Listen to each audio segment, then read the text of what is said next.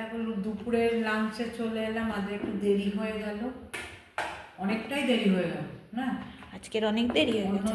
তাড়াতাড়ি বসি না। হ্যাঁ, এই দেখো চিকেন কারি করেছি, এই করেছি কাতলার কালিয়া, এই দেখো এদিকে রাইস করা, এই দেখো গরম গরম।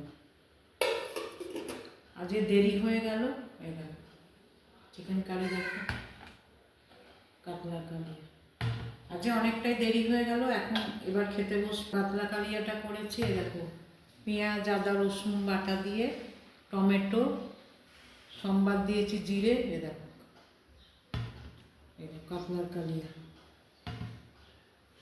চিকেন কারি করেছি, এ দেখো এটাও পেঁয়াজ আদা রসুন বেটে সব দিয়ে, তারপর কড়াইতে তেল দিয়ে কড়াইতে তেল দিয়ে আদা পেঁয়াজ রসুন আগে কষিয়ে নিয়ে তারপর করেছি।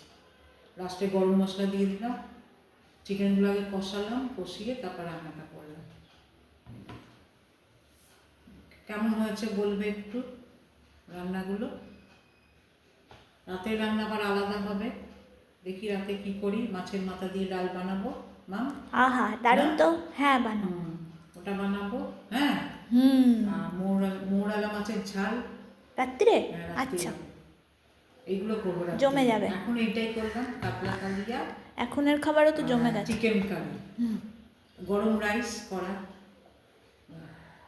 একটু বেলা হয়ে যাবে আজ একটু খেতে, এখন ঠাকুরকে পুজো দেবো, তারপর খেতে বসবো চান ফান করে।